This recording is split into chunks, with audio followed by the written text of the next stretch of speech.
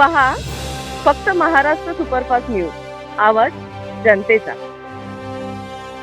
आमचे बुकिंग करू शकलो नाही, पण ही जेव्हा 30% अतिरिक्त भाडेवाढ झाल्याच्या नंतर पहिला प्रथम आम्ही परिवहन मंत्र्यांना पत्र देऊन आमची नाराजी व्यक्त केली आणि हे भाडेवाढ रद्द करावी म्हणून आम्ही पहिलं पत्र दिल्याच्या नंतर आम्ही प्रसिद्धी माध्यमातून आम्ही आमच्या भावना व्यक्त केल्या.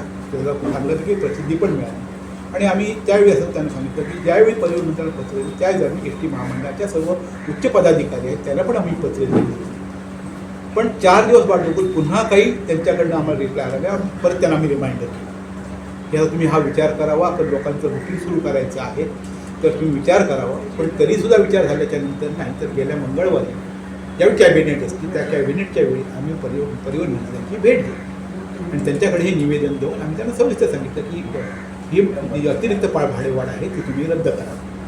पण ते म्हणजे आता तर मला काय शक्य नाही, मी विचार करून सांगतो. आता काय सांगता विचार करून ही गोष्टीनंतरची आहे.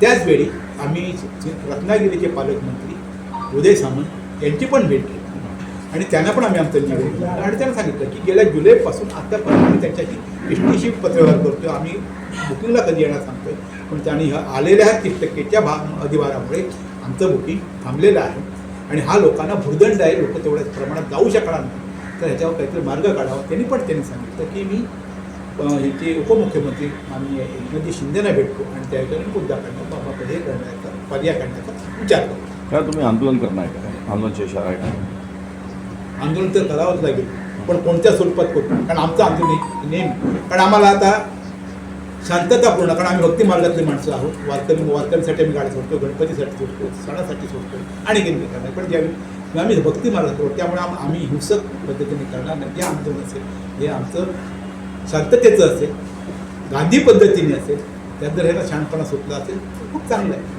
नाही तर बघू पुढे काय करायचं. पुढे आज आहे की आम्ही 10 माणसं जाणार ठिकाणी 5 माणसं जाऊ, बाकी काही विषय नाही आपल्याला. सर, पण तुम्हाला काय वाटतं सातत्याने कोकणवासियांवर अन्याय कुठे होतोय का हे तुमच्या मनामध्ये सांगाल का तुम्ही? सातत्याने होते हे नक्की सांगितलं.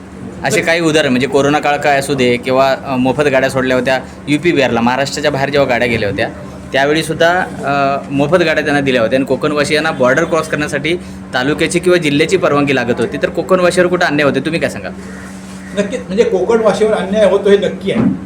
कारण अगदी एस टी तुम्हाला म्हणजे सांगायचं झालं तर सांगतो ना तुम्हाला आता, म्हणजे एस टी जर कोकणातले तालुके आहेत, मी आता म्हणून सांगतो परत सांगतोय. आता सिंधुदुर्गामध्ये सिंधुदुर्गामध्ये 11 तालुके आहेत, फक्त 2 मुंबईतून गाड्या जाव्या, एक विजयदुर्ग आणि एक मालवणी सकाळची जाते, विजयदुर्ग संध्याकाळची जाते.